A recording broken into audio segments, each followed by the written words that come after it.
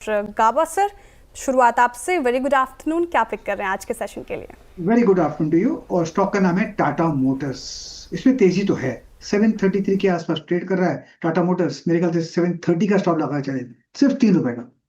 Near term target 740 के। इसमें तेजी बन सकती है Tata Motors. Okay, Tata Motors by side की ट्रेड गाबा सर की तरफ से आती हुई आज के सेशन में डे हाई पे कर रहा है कारोबार। यहाँ पे भी रिपोर्ट आई थी, थोड़ा रुझान मिक्स था ब्रोकरेजेस का। Manas ji, very good afternoon to you, आप क्या पिक कर रहे हैं आज के सेशन के लिए? गुड आफ्टरनून श्रेया जी। तो देखिए, टाटा पावर में खरीदारी करने की राय रहेगी। यहाँ पर काफी समय से हम हाई टॉप्स हायर बॉटम देख रहे थे, लेकिन अब स्टॉक ने पिछले हाई को भी ब्रेक किया है। तो मेरा समझना है कि यहाँ पर रैली कंटिन्यू हो सकती है। 425 के टारगेट के लिए आप टाटा पावर में खरीदारी कर सकते हैं। स्टॉप लॉस 408 रुपए, 408 के आसपास के रहेंगे। चाहे तो 415 का कॉल ऑप्शन ले सकते हैं। 8 रुपए के आसपास ये ऑप्शन ट्रेड हो रहा है। इसमें आपको 5 रुपए 50 पैसे का स्टॉप लॉस से खरीदारी करनी है 415 के कॉल ऑप्शन में, और 15 रुपीज के टारगेट सेट करना। टाटा पावर में पार है और लगातार इसमें हम तेजी भी देखने को मिल रही है। पूरा स्पेस फोकस में ये मानस जी के पिक, यहाँ पे खरीदारी की राय। रचना जी, गुड आफ्टरनून टू यू, आपने क्या पिक किया है? जी गुड आफ्टरनून। एंड इस घंटे के लिए जो मेरा पिक रहेगा that is Divi's lab. Divi's lab के फ्यूचर्स को हम लॉन्ग कर सकते हैं, जो 6700 के करीब है फ्यूचर्स पे। हम इसमें ऐसे लगा सकते हैं 6660 पे। एंड हमारा अगले एक घंटे के लिए टारगेट हो सकता है 6740, और अगर कोई डिलीवरी कैरी करता है तो 6770 तक जा सकते हैं। डिविस लैब के फ्यूचर्स में खरीदारी की राय, डे हाई के आसपास कारोबार कर रहा है। नियर टर्म टारगेट भी रचना जी की तरफ से मिल गए। शिल्पा जी हमारे साथ मौजूद हैं। शिल्पा जी बताइए, गुड आफ्टरनून टू यू, आपने क्या पिक किया है? Good afternoon. मेरा बाय रहेगा गेल में भी मोमेंटम बहुत स्ट्रांग है।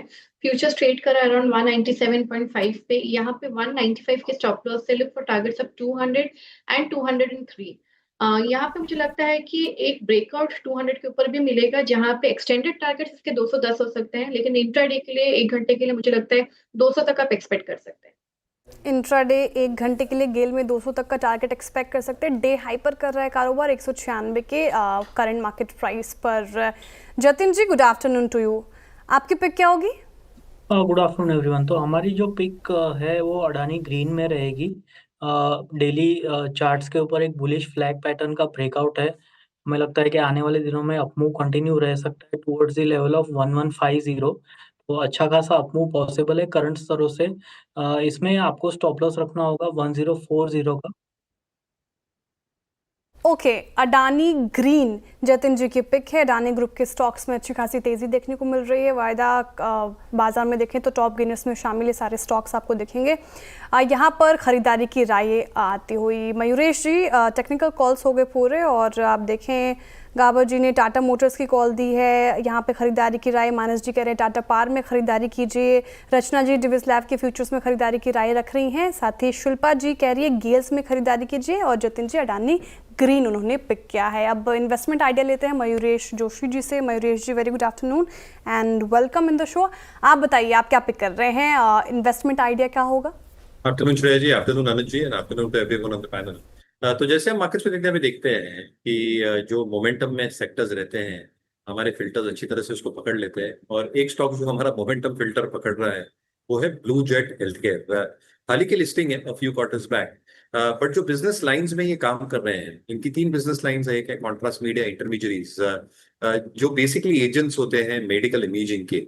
आपके सीटी स्कैन, एक्सरेज, ये सारी चीजों के लिए आई थिंक इनकी बहुत जरूरत पड़ती है। और ग्लोबली आई थिंक जो 3 या 4 सबसे बड़े प्लेयर्स हैं, सबके साथ इनकी रिलेशनशिप है। 40% की एक जो कॉन्ट्रीब्यूशन है ये बिजनेस लाइन से आती है। दूसरा जो फार्मा इंटरमीडिएट्स और एपीआई का बिजनेस है, that's almost 45% of the top line. और यहाँ पे जो आई थिंक जो थेरेपीज को ये एड्रेस कर रहे हैं, जो क्रॉनिक थेरेपॉटिक सॉल्यूशंस है, कार्डियोवैस्कुलर हो, सीएनएस हो, उसके लिए आई थिंक जो ये इंटरमीडिएट्स प्रोवाइड करते हैं वो हाई मार्जिन होते हैं।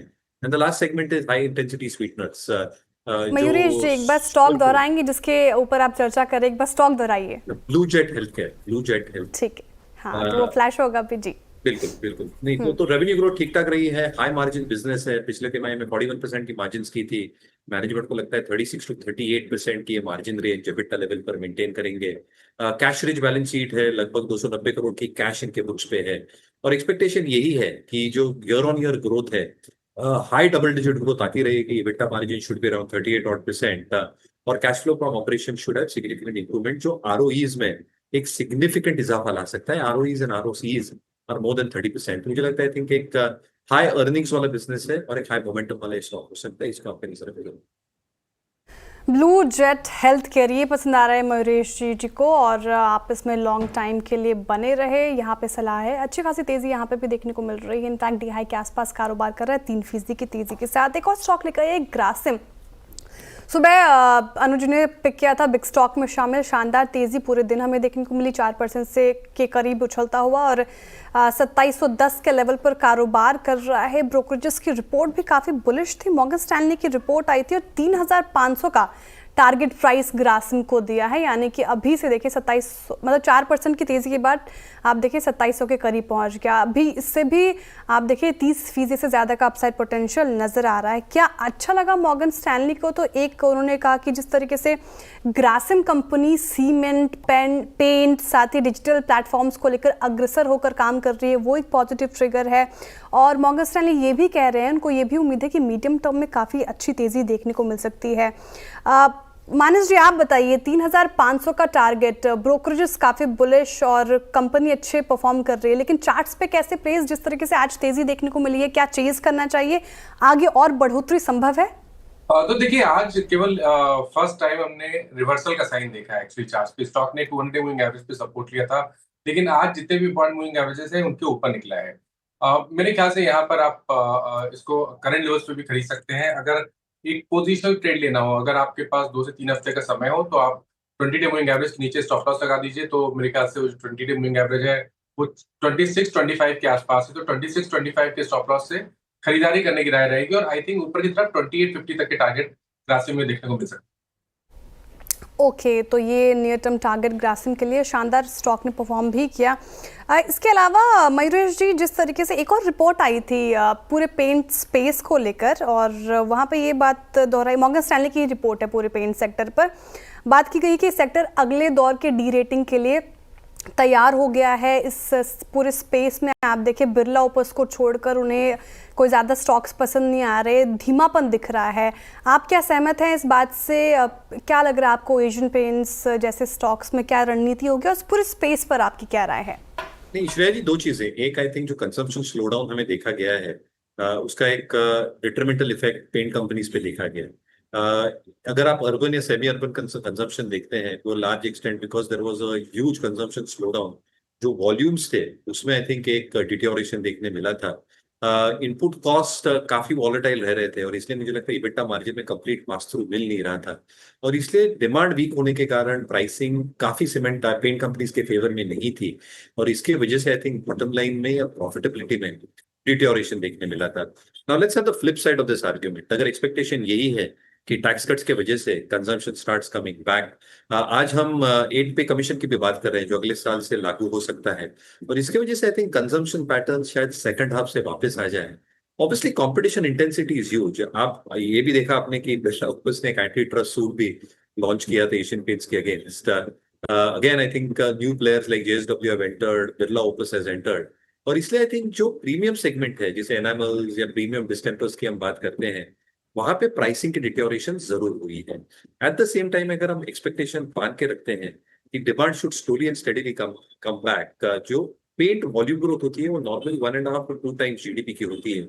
Even if India grows at 6.5% as a base case, 10 से 12% की वॉल्यूम ग्रोथ आना लाजमी होगा, assuming all these tailwinds coming through.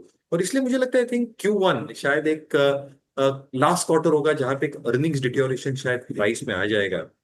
Q2 से I think base building start होगा, और सेकंड हाफ के जैसे फेस्टिविटीज आ जाएंगी मेरे हिसाब से I think with consumption coming back, paint demand should slowly and steadily start coming back. तो मैं रडार पे रखूंगा, अभी खरीदूंगा नहीं, बट मुझे लगता है आई थिंक अगले कुछ हफ्तों या महीनों में, कपल ऑफ मंथ्स में जरूर बाइंग अपॉर्चुनिटीज पेंट सेक्टर के लिए। तो हाइपर कंपटीशन का भी फिलहाल हीट तो झेल रही है पूरी स्पेस, लेकिन उम्मीद है Q1 के बाद आपको यहाँ पे नजर आता हुआ नजर आ रहा है। ग्रासिम पे हमने टेक्निकल चेक लिया मानस जी से, लेकिन जिस तरीके से आपने आज तो एक बिग स्टॉक में शामिल था ग्रासिम, आपने सुझाया था, शानदार रैली हमें पूरे दिन देखने को मिली, अच्छी खासी कमाई कराई होगी CNBC आवाज़ के व्यूअर्स ने। क्या लग रहा है, एक तो सटीक सर कैसे पकड़ लिया आपने कि इसमें अच्छी खासी तेजी आज देखने को मिल रही है, ब्रोकरेजेस भी काफी बुलिश। नहीं श्रेया, क्या होता है देखिए, ब्रोकरेजेस तो खैर रोज कुछ ना कुछ नया लिखते हैं। आई थिंक आज जो बहुत समय के बाद ग्रासिम है, आप मुझे बताइए, आप इतने समय से मेरे साथ शो कर रही हैं, कब हमने लास्ट ग्रासिम की बात की है? कभी भी नहीं की। इसमें एक और चीज़ जो इंटरेस्टिंग है ना, अब क्योंकि हम एक बुल मार्केट में वापस एंटर कर रहे हैं, अब ये सिर्फ ग्रासिम के लिए नहीं है, आगे और एक थीम बनेगी, होल्डिंग कंपनीज का डिस्काउंट धीरे धीरे अब कम होना शुरू होगा, क्योंकि अब तक हम एक बेरिश फेज में से गुजरे थे, अब हम वापस एक बुलिश फेज में आए, तो उसका एक बहुत बड़ा हिस्सा यहाँ पर ग्रासिम में प्ले आउट होगा। ग्रासिम का खुद का बिजनेस भी है, विस्फोस फाइबर का बिजनेस उनका खुद का भी है, वो भी एक इम्पॉर्टेंट पार्ट है। न्यू एज बिजनेस, इस पर फोकस कर रही है कंपनी। और एक और चीज़ जो हम बार बार डिस्कस भी करते हैं कि सिर्फ एक वोडाफोन आइडिया को छोड़ दें तो आदित्य बिरला ग्रुप के स्टॉक्स में, बाकी सारे के सारे स्टॉक्स में कुछ ना कुछ तो चेंजेस हुए हैं। आप आदित्य बिरला कैपिटल देखिए, वो भी स्टॉक पिछले कुछ महीनों में भागा है। अल्ट्राटेक सीमेंट में हमने अच्छे मूव्स देखे हैं, तो ये एक रीज़न था कि हमने इस तरीके का मूव यहाँ पर ग्रासिम में देखा है। तो ये मुझे बिल्कुल इसमें हैरानी है नहीं कि इस तरीके के मूव्स आ रहे हैं। महेश, आपकी कवरेज में है क्या? गुड आफ्टरनून ग्रासिम, और क्या टारगेट होंगे आपके? आफ्टरनून अनुज जी, बिल्कुल है, and you're absolutely right. I think अगर आप सम ऑफ पार्ट्स देखते हैं, अगर आप कोर बिजनेस देखते हैं ग्रासिम का, तो पिछले 4 या 6 तिमाहियों में जो वीएसएफ के रियलाइजेशंस थे, ये थोड़े म्यूटेड थे। ऑब्वियसली आई थिंक जो सप्लाई फैक्टर्स थे globally, that also accounted for muted price realisations. At the same time I think अगर हम उम्मीद करें बैठे कि जो डिमांड डायनेमिक्स है ये शायद वापस आ जाए, तो again I think it should start coming back slowly and steadily. As far as their core VSF business is concerned, जो इनपुट कॉस्ट इन्फ्लेशन है वो भी लार्जली अंडर कंट्रोल है, जो मार्जिन्स को स्टेबिलिटी देगी। अगर आप सीमेंट बिजनेस की तरफ चले for Grasim played through it's subsidiaries, expectation यही है कि जो सीमेंट डिमांड है वहाँ पे स्टेडी स्टेट ग्रोथ देखने मिलेगा। Utilization level should be at a decent 70-75% for the industry as a whole. और generally I think because input cost काफी स्टेबल हो चुके हैं, जो रिपोर्टेड एबिटा पर टन है उसमें स्टेबिलिटी देखने मिलेगी। एंड जो गवर्नमेंट का एम्फेसिस है हाउसिंग के ऊपर, अर्बन हो, रूरल हो, सेमी अर्बन हो, कहीं ना कहीं आई थिंक वॉल्यूम ग्रोथ को सपोर्ट करेगा। तो अगर हम सम ऑफ पार्ट्स देखें तो I think most business segment should show science of stability और शायद एक स्ट्रॉन्ग कमबैक। और इसलिए आई थिंक ये स्टॉक शायद जांच रहा है कि शायद अर्निंग्स रिकवरी सेकंड हाफ में काफी स्ट्रांगली आ सकती है अक्रॉस इट्स बिजनेस सेगमेंट, तो स्टॉक पे हम पॉजिटिव हैं।